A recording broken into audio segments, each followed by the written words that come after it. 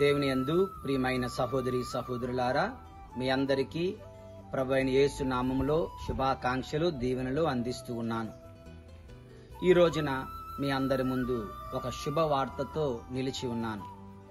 దేవుని యందు ప్రియులారా, మీ అందరికీ తెలుసు, అల్టిమేట్ బైబిల్ ఛాలెంజ్ 170 days అంటూ ఒక కార్యక్రమాన్ని మనం చేసుకున్నాం గడిచిన సంవత్సరం. అదేవిధంగా అఖండ దివ్య గ్రంథ పఠనము, అన్స్టాపబుల్ బైబిల్ రీడింగ్ అంటూ ఒక వారం రోజుల పాటు బైబిల్ మొత్తాన్ని చదువుకున్నాం. ఇక మూడవ పవిత్ర కార్యక్రమముగా ultimate Bible challenge season 2 365 days అనే కార్యక్రమాన్ని ప్రారంభిస్తూ ఉన్నాం.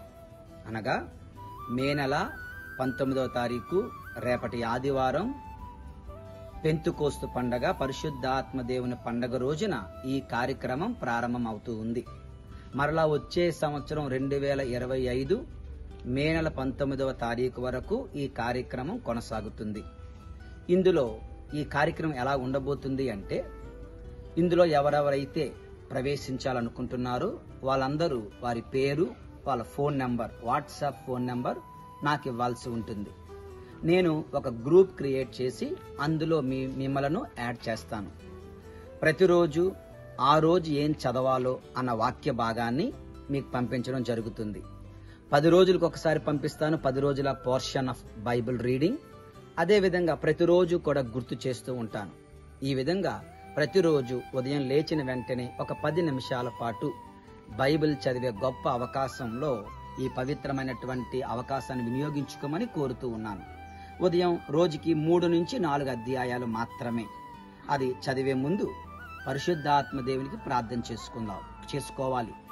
రెండవది, నెమ్మదిగా అర్థం చేసుకుంటూ బైబిల్ను చదవాలి.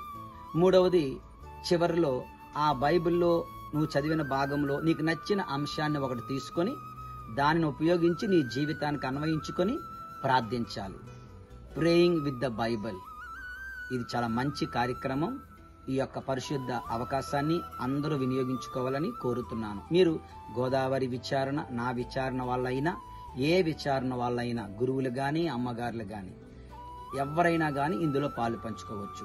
కండిషన్ ఏంటంటే మీ నెంబర్, మీ పేరు మాత్రం ఇవ్వాలి. ఇది సంవత్సరం పొడవునా చదువుతాం కనుక ప్రతిరోజు బైబిల్ గ్రంథంతో జీవించే గొప్ప అవకాశం వినియోగించుకొని ప్రభుని యొక్క అపార దీవెనలు పొందమని మీ అందరినీ కోరుతున్నాను.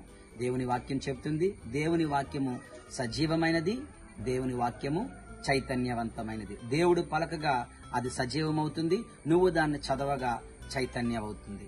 ప్రభు మనలను దీవింతురుగాక. Thank you and welcome to you all and God bless you.